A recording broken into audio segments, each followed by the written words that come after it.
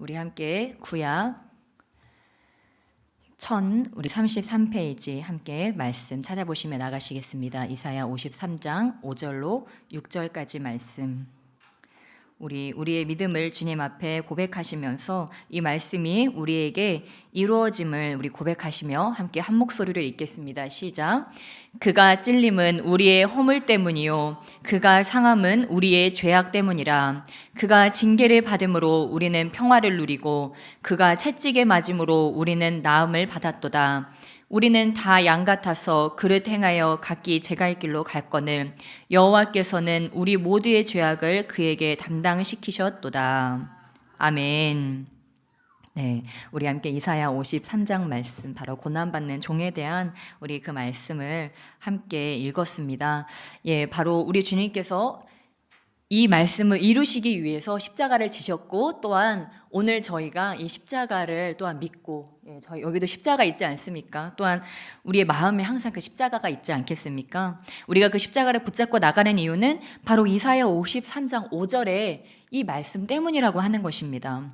그분께서 십자가에서 이루신 이 놀라운 일들 때문에 우리가 주님을 우리의 주로 시인하고 오늘도 믿고 있다고 하는 것입니다.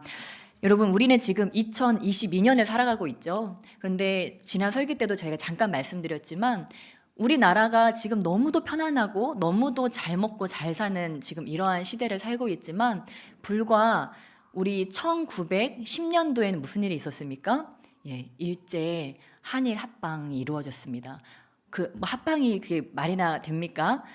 우리가 일제 침략을 받아서 그때부터 일제 침략기에 접어들었다고 하는 것입니다. 그 전부터 우리나라에 이제 일본이 계속 작업을 했던 거죠. 이제 그 일본이 갖가지 술수를 써서 우리나라에 또 그 매국노들 이완용과 그 매국노들을 틈타서 이렇게 우리나라의 국권을 상실하게 되고 우리나라에 이제 일본군들이 점령을 하게 됩니다.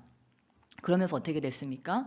그러면서 우리나라가 엄청나게 침탈당하죠. 그 전쟁에서 또 일본이 동원되기도 하고 징병을 가기도 하고 또 민간인들이 학살을 당하기도 하고 엄청난 그런 수욕의 시간들을 겪었는데, 그것이 불과 100여 년 전 일이라고 하는 것입니다. 지금 우크라이나나 뭐 아프가니스탄이나 뭐 레바논이라 이런 나라들에 있었던 그런 국권을 상실했던 적이 불과 100여 년 전의 일이라고 하는 것입니다. 정확히 말해서 지금 2022년이니까 112년 전에 그러한 일이 시작되어서 언제까지 됐습니까? 1945년까지요. 1945년이 저기 뭐 우리 할머니 할아버지 중에 그때 뭐 태어나신 분들도 계시고, 저희 아버님이 1953년생이시거든요. 그러니까 저희 생전에 계시던 할머니 할아버지가 그때 그 시대를 격동의 시기를 다 거치셨던 거죠. 그리고 그 즈음에서 저희 아버지도 태어나셨던 거죠. 무엇입니까? 45년에 우리가 해방이 됐습니다. 그리고 1950년에 6.25 사변이 일어났습니다. 그게 불과 몇 년 전이라고요? 72년 전에 있었던 일이라고 하는 거예요. 6.25 사변이, 여러분 이게 실감이 되십니까? 72년 전.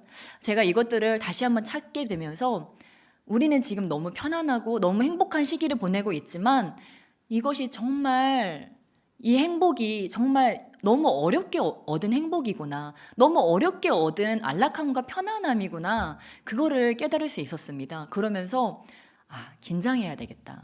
우리가 이 안락함과 편안함과 이 부귀 영화를 누리고 여기에 취해서 에라디야 그러는 것이 아니고, 저 나라들을 보면서 저게 우리나라의 과거 모습인데, 불과 몇십 년 전에 우리나라 모습인데, 그러면서 우리는 그것을 보고 경각심을 가져서 우리 위정자들을 위해서 기도하고, 또한 우리 국민들, 우리 스스로가 깨어있고, 또한 우리나라의 국권과 또한 우리나라의 신앙, 우리 열방의 신앙을 정말 지키는 수호자로 내가 서기 위해서 깨어있어야 된다고 하는 것들을 다시 한번 다짐해보는 그런 시간이었습니다. 저는 좀 무서운 생각이 들더라고요. 사실 우리 교과서 다 배우지 않았습니까? 일제 침략기 1기, 2기, 3기 해가지고 저희 다 배웠잖아요. 뭐 민족 말살 정책이며 그런 것들 다 배웠는데 어느새 우리가 다 잊어버린 거예요. 그리고 그냥 지금의 이런 삶이 너무 당연해지고, 이런 번영과 이런 자유가 너무나 우리한테 그냥 이제는 감사가 아니고 너무 당연해서, 그렇죠? 오히려 이제 배가 너무 불러가지고 불평하고 있지는 않았나 이제 그런 생각을 해봤습니다.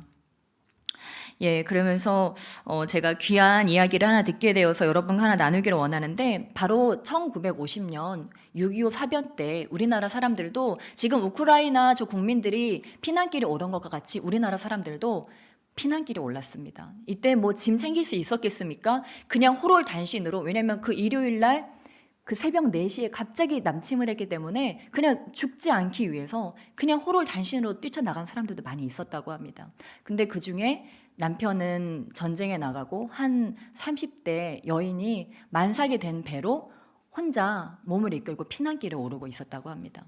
근데 피난을 하다가 갑자기 산통이 오는 거예요. 애가 태어나려고 하니까 어디 아이를 낳을 수도 없고 누가 도와줄 사람도 없잖아요. 그러니까 가다가 그냥 다리 밑에 혼자 들어가가지고 혼자 아이를 낳기 시작한 거예요.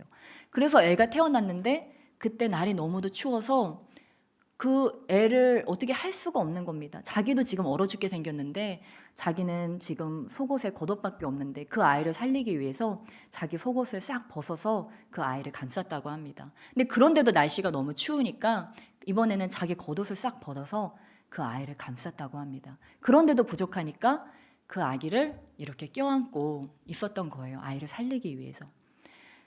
근데 날씨가 너무 추워서 이 여인은 죽을 수밖에 없었던 거예요. 근데 그 같이 피난길을 떠나던 이제 선교사 부부가, 그 미국 선교사 부부 두 분이 차를 타고서 막 내려가다가 어느 순간 그 아내 귀에 아기 울음소리가 막 그 절규처럼 들리니까 그 아내가 남편한테 차 얼른 멈춰보라고, 차 얼른 멈춰보라고. 그래서 아니 지금 피난길이면은 뒤에서 지금 적군이 쫓아오니까 차를 그게 없잖아요. 빨리 도망가야 되잖아요. 근데 멈추라고 하니까 어쩔 수 없이 남편이 차를 멈춘 거예요. 차를 멈추고 그 밑에 내려가 보니까 그 젊은 여자는 실오라기 하나 걸치지 못하고 그냥 죽어 있고 그 품에서 그 애만 하나 꽁꽁 싸매져 있어서 그 아이는 생명을 지킨 거예요. 그래서 그 애가 울고 있어서 그 아이를 데려다가 이제 미국에 가서 귀하게 키운 거죠. 근데 부모님은 서양 사람인데 나만 동양 사람이니까 이상하잖아요. 그래서 이 청년이 장성해서 20대가 되어서 어떻게 제가 부모님과 함께 살게 되었습니까? 이렇게 물어본 겁니다. 그랬을 때 이제 때가 됐구나. 그래서 이 선교사님이 말씀을 한 거죠.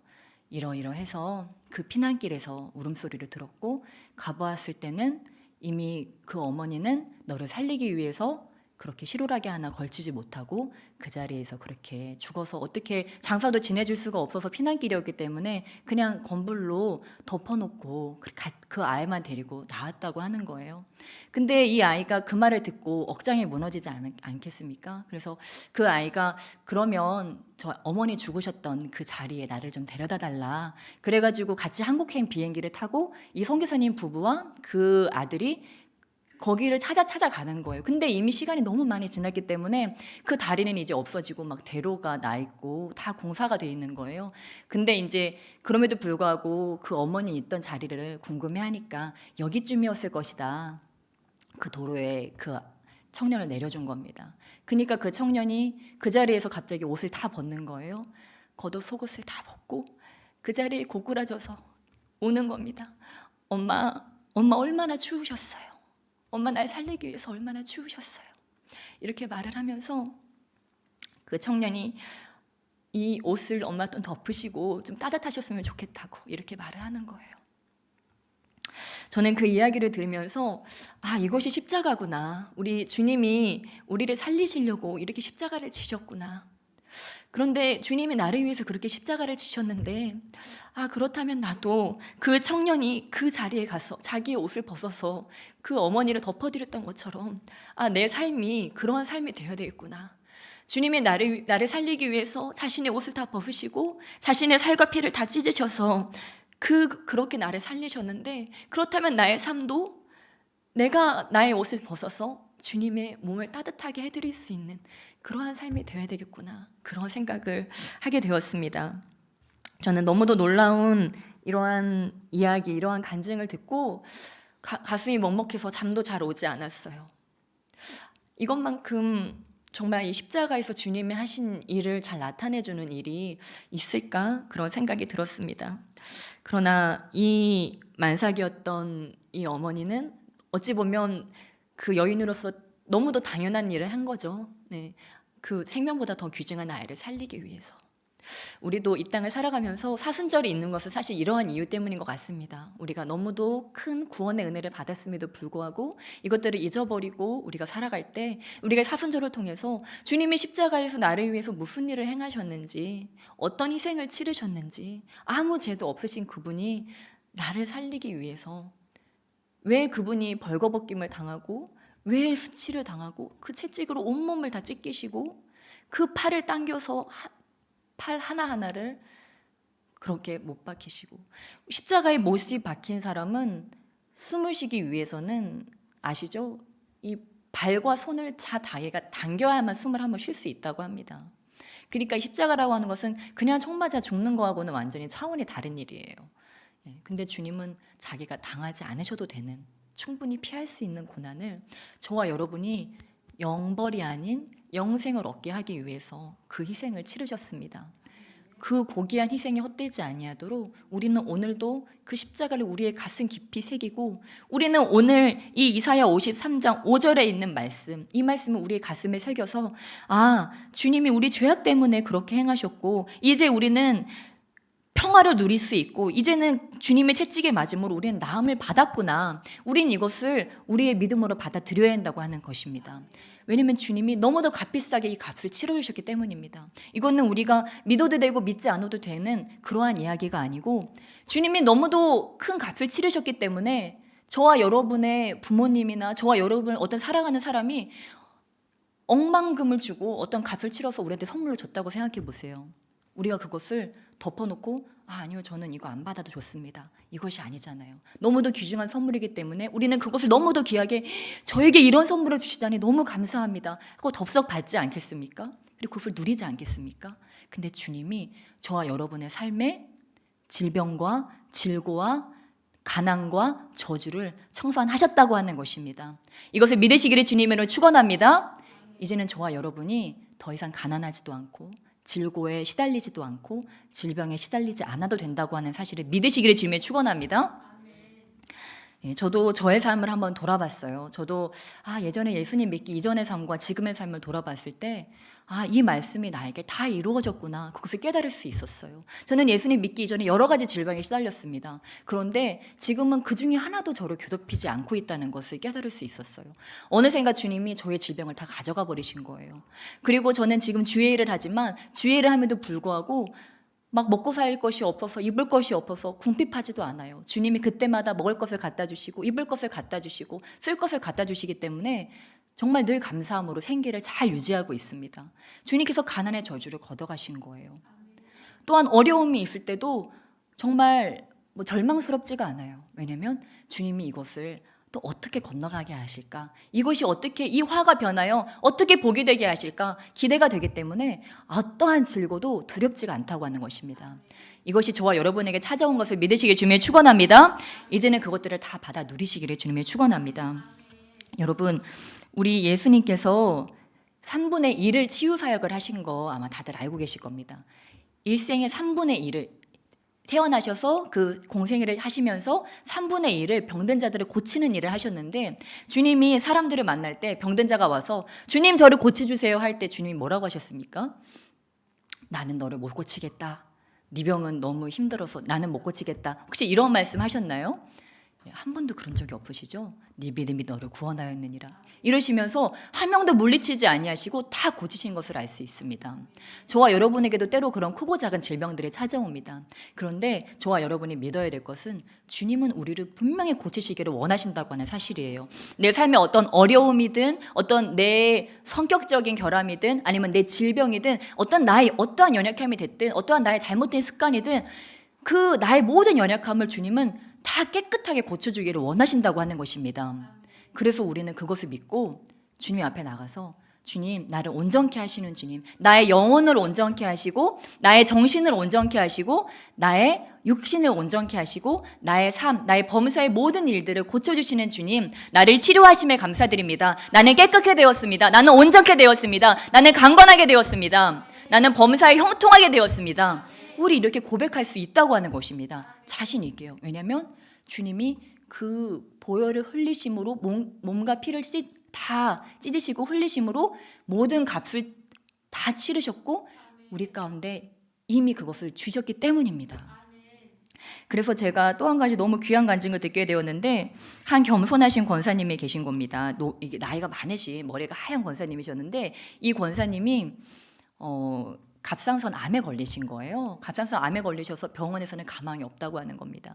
근데 이제 목사님한테 찾아가서 목사님, 저 이 갑상선 암 낫게 한 번만 기도 좀 해주세요.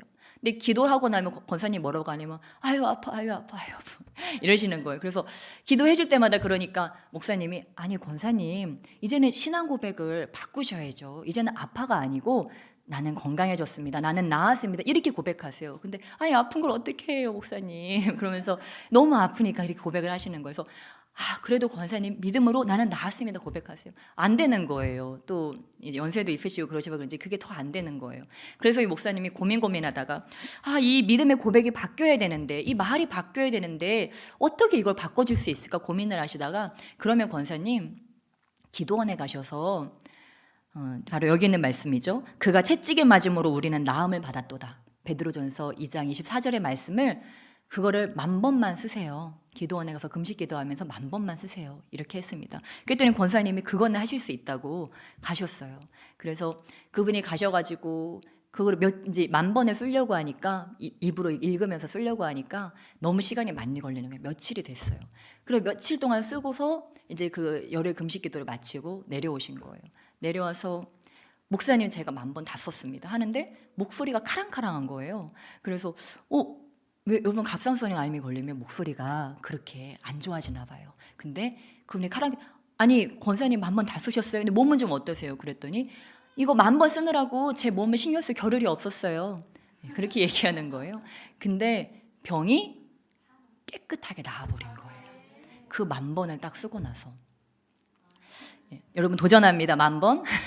혹시 이 믿음의 고백이, 입술의 고백이 바뀌지 않아서 힘드신 분들은 10,000번이 능력이 있구나. 그래서 근데 그분이 그 이후로도 다시 재발하지 않고 건강하게 계속 신앙생활을 하셨다는 것을 제가 듣고 너무 기뻤어요. 정말 그렇다. 하나님께서는 이 믿음이 안 되니까, 믿음의 고백이 여기 안 되니까 어떻게 하신 거예요? 쓰면서 입으로 했는데 자꾸 하다 보니까, 입으로 시인하고 계속 손으로 쓰고 하다 보니까 뭐예요? 내 몸이 다 바뀐 거예요. 그래서 그런 말씀들을 하시더라고요. 어떤 박사님이 그러셨대요.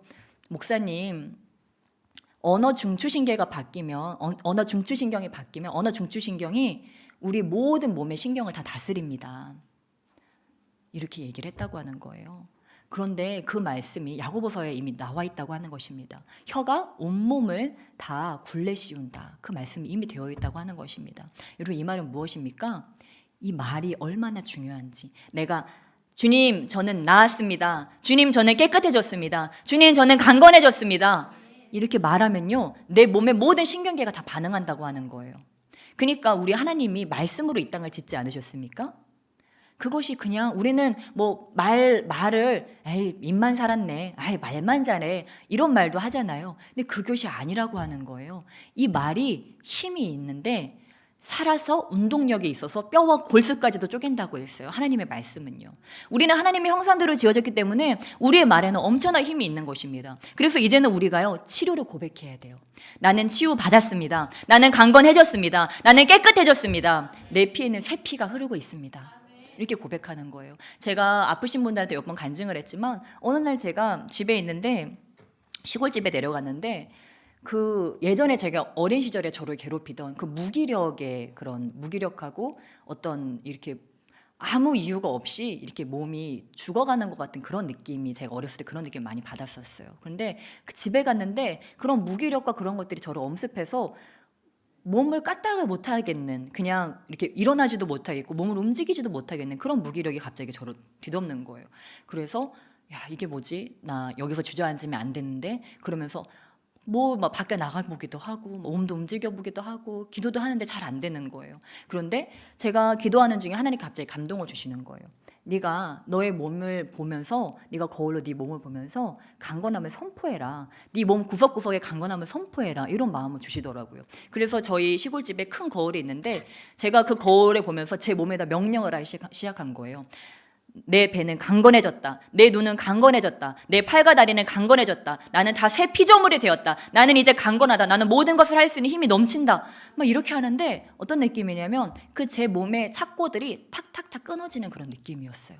제가 주님께서 주신 그 감동을 가지고 그 믿음을 가지고 선포할 때 그 질병의 영들이, 그런 어둠의 영들이 쫓김받으면서 제가 자유함 받은 거예요. 그래서 그 이후에 제가 그렇게 기도를 끊고 나서 다시 제가 이렇게 영성도 회복하고 체력도 회복해서 다시 제가 또 교회에 와서 사역을 할 수가 있었습니다. 무엇입니까? 여러분, 우리가요 입으로 선포하는 거 엄청난 능력이 있습니다. 우리가 다 나았어요. 나 건강해요. 나 아무 문제 없어요. 이렇게 얘기하는 게요, 그냥 거저하는 말이 아니고 정말 귀중한 말이라고 하는 것입니다. 그걸 듣고 내 몸의 세포들이 다 그대로 반응한다고 하는 거예요. 여러분이요 그냥 집에 가만히 있다가 아 힘들어, 아 우울해, 지금 이런 말만 해도 저거 막 그렇게 되는 것 같아요. 근데 제가 아 기쁘다, 아 감사하다, 아 행복해, 그죠? 여러분 말만 들어도 좋으시죠? 왜요? 이 말에 엄청난 힘이 있기 때문입니다. 그래서 저와 여러분은요 이제 이 말을 컨트롤하는 것입니다. 이 말을 이용해서 나의 몸을 제어하는 거예요. 우리가 이 생각을 통해서 우리의 온 몸을, 뇌를 통해서 온 몸을 제어하는데, 그런데 뭐예요? 반대로 이 생각을 통해서 나의 말을 제어하면, 우리가 생각으로 온몸을 제어하고 또한 몸의 지배를 받듯이 내가 말로써 몸을 내가 지배하고 다스리는 것입니다. 나는 할 수 있어. 나는 건강해. 이렇게 얘기할 때 우리 몸은 건강해지는 거예요. 그리고 할 수 있는 힘이 그때 생기는 겁니다. 그러니까 우리가 말씀을 자꾸 가까이 해야 되는 이유가, 이 말씀을 가까이 할 때 이 진리이신 말씀이 살아서 우리에게 그렇게 할 수 있는 힘을 준다고 하는 것입니다. 그래서 우리가 이 말씀을 읽고 무엇입니까? 오늘 말씀과 같이 그가 채찍의 마음으로 맞음으로 우리는 나음을 받았도다. 우리는 이것을 우리의 만사에 이것을 다 적용하는 것입니다. 아, 예수님이 나의 구주가 되셨기 때문에 내 삶에 이 병든 부분들 다 나았어. 내 중도 다 나았어. 우리가 이것들을 믿음으로 고백하고 또 무엇입니까? 우리의 자녀들을 위해서도, 우리의 가족들을 위해서도 주님의 채찍에 맞음으로 우리 가족은 나음을 받았어. 우리가 누군가를 놓고 아, 저 사람은 아픈 사람이야. 저 사람은 능력이 저것밖에 안 되는 사람이야. 우리가 그렇게 생각하고 계속 바라본다면 그 사람은 그렇게 될 수밖에 없습니다. 그러나 우리가 그 사람을 믿음의 눈으로 바라보고 믿음의 눈으로 또한 선포하고 우리가 말로써 선포해 줄 때 그 사람은 아, 내가 그렇게 할 수 있는 사람이구나, 그것을 깨닫는다고 하는 것입니다. 그러니까 기드온에게 우리 하나님이 가셔서 어떻게 하셨어요? 너는 강한 용사라. 기드온이 강한 용사라서 그렇게 말씀하셨을까요? 아니요. 기드온에게 강한 용사가 되라고 그렇게 말씀하신 거예요. 그랬더니 기드온은 여전히 벌벌 떨고 있는 자였지만 주님께 말씀하시고 주님이 다 시나리오를 짜신 다음에 그 미디안 군인들의 그 하는 말들을 다 듣게 하시고 뭐예요? 주님이 용기를 그에게 북돋아 주신 거예요. 이 전쟁은 이미 이겼구나. 그리고 어떻게 하셨어요? 기드온이 싸웠습니까? 하나님이 싸우셨어요. 그 미디안 진을 이미 공포에 떨게 만들어서 다 버리고 도망가게 하셨어요. 여러분, 우리 하나님은요 이렇게 역사하십니다. 우리 하나님은 우리에게 강한 용사라고 말씀하시는 것은 우리 보고 진짜 나가서 그걸 다 싸우라고 하는 것이 아니에요. 네가 이런 자다. 왜? 내가 너와 함께하기 때문에. 그리고 내가 하는 것을 너는 봐라. 내가 하는 승리를 봐라. 내가 싸우는 것을 너는 봐라. 주님 이렇게 말씀하시는 겁니다. 우리가 할 거는요, 하나님의 그 우리에게 말씀하신 그 주의 말씀, 그것들을 귀 기울여 듣고 이 사순절 기간 동안 혹시 주님과 나 사이에 가로막고 있던 죄악의 담이 있다면 우리는 그것을 청산하는 것입니다. 더 이상 나와 주님이 그렇게 마음껏 일하지 못하게 했던 그 죄악의 담을 우리가 청산해버리고 이제는 그 주님과 하나 되어서 그 싸움을 싸우는 것입니다. 무엇입니까? 그 주님의 뒤에 우리는 이렇게 잘 있으면 돼요. 그럼 주님이 앞에서 칼로 다 치시고 그 땅을 다 평탄케 하시고 우리로 그 승리의 전리품을 취하게 하신다고 하는 것입니다. 이미 예수님이 십자가에서 이미 다 이루셨어요. 이제는 우리는 그것을 보면서 주님, 저 같은 자를 위해서 그런 값을 치러주심에 감사드립니다. 우리는 그 나음을 주님 나는 받았습니다. 나는 강건해졌습니다. 나는 다시 이전의 삶으로 돌아갈 수가 없습니다. 그렇게 고백하면서 나아갈 때 우리의 삶에 주님께서 베푸신 모든 그 은혜가 풀어지게 될 줄을 믿습니다. 네, 여러분 우리 사순절 기간 동안 정말 그 주님과 나 사이에 혹시라도 가로막고 있었던 것들이 있다면 다 청산하시길 주님의 축원합니다. 우리가 정말 우리 주님께서 우리 예수님께서 이미 그 죄악을 뭐예요? 다 용서해 주셨어요. 우리는 내가 용서 못 받은 것을 가지고 주님께 용서해 달라고 애걸하는 것이 아닙니다. 주님이 이미 해주신 용서를 주님 나 같은 자를 용서해 주셔서 감사합니다. 여러분 유영철 같은 그런 살인자 그런 살인마를 주님이 사랑하실까요? 그러한 자도 주님 만나기를 원하시고 깨끗게 하기를 원하실까요? 저는 그렇다고 생각합니다. 그렇다면 우리가 우리 자신을 제한하면 안 돼요. 나는 여기까지야. 나는 더 이상은 안 돼. 나는 그냥 나도 나를 포기야. 이렇게 하는 것이 아니라고 하는 것입니다. 주님도 나를 포기하지 않으시는데 여러분 내가 나를 포기하는 것은 엄청난 교만입니다. 우리는 나를 절대 포기하면 안 돼요. 나를 포기하지 말고 내가 나를 계속 기대해 주는 거예요. 주님이 나를 기대하시는 것처럼 나를 기대해 주고 어떻게 합니까? 우리가 주님께 드릴 수 있는 최소는요. 나를 극상품으로 만드는 것입니다. 나의 영과 나의 혼과 나의 육을 극상품으로 만드는 것입니다. 이것이 제가 볼 때는 우리 주님이 십자가에서 그 모든 고초를 치르시고 우리에게 받기 원하시는 유일한 것 같아요. 왜냐하면 주님이 우리를 극상품으로 만들기 위해서 그럼 원래 그 보배로운 모습, 주님이 원래 창조하셨던 그 창조 계획대로의 모습을 주님은 바라보시면서 그렇게 우리를 위해서 희생하셨기 때문에 우리가 주님이 꿈꾸셨던 모습, 나 아무개 누구에게 꿈꾸신 그 모습, 내가 그것으로 주님께 영광 올려드려야지. 여러분 부모가 자녀에게 원하는 것이 무엇이겠습니까? 뭐 돈 많이 벌어서 나중에 뭐 용돈 주는 거 원하겠습니까? 그가 자신의 그 주어진 재량과 그 재능과 그 모든 것을 최대로 발산하면서 그가 정말 복된 삶을 누리는 거, 영혼 육간의 강건함으로 그가 사회에서도 그쵸? 사회에서도 그렇게 사회생활을 잘하고 가족도 아름다운 믿음의 가정을 꾸리고 또 강건하면서 그렇게 그 모든 복을 받아 누리는 것을 모든 부모가 원하는 거 아니겠습니까? 우리 주님이 십자가에서 이 모든 것을 치르신 이유는요. 우리가 영혼이 잘 되고 범사에 잘 되고 강건하기 위해서. 우리가 물론 십자가 고난을 동참해야 한다고 하지만요. 우리가 주님의 가까이 가면요. 우리는 복된 삶이 될 수밖에 없습니다. 그렇죠?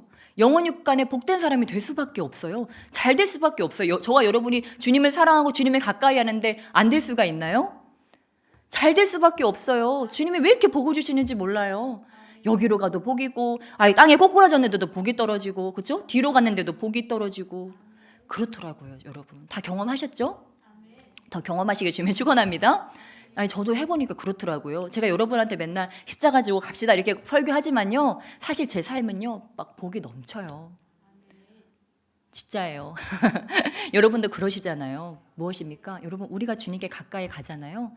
그냥 주님이 복이시기 때문에 우리의 삶은 복된 삶이 될 수밖에 없습니다. 그래서 제가 저와 여러분이 십자가 지고 가까이 가자고 하는 거예요.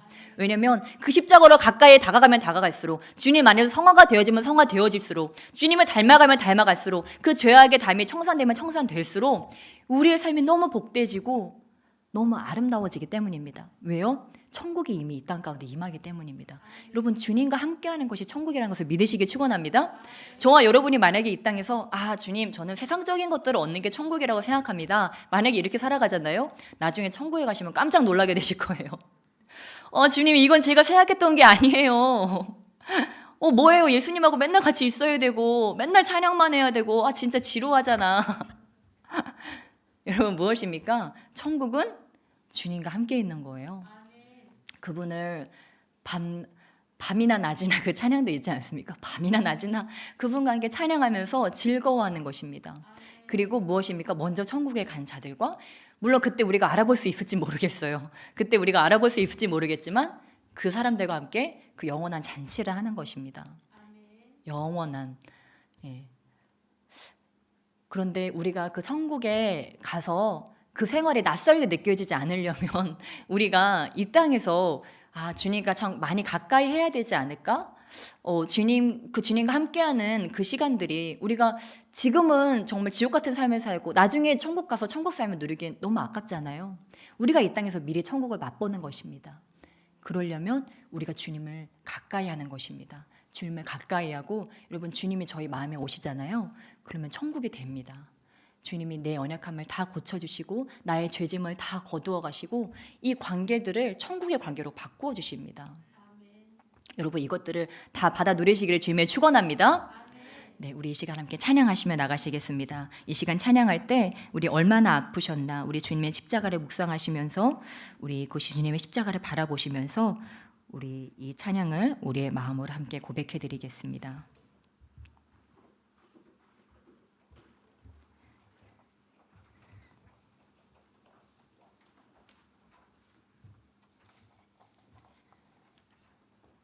네, 우리 그 주님의 놀라운 사랑, 주님의 그 구원의 강물을 이 시간 정말 우리 마음 가운데 우리 그리시면서 이 시간 눈을 감으셔도 좋습니다. 또한 가사를 모르시는 분들은 가사를 보시면서 우리 얼마나 아프셨나 함께 찬양하시며 나가시겠습니다.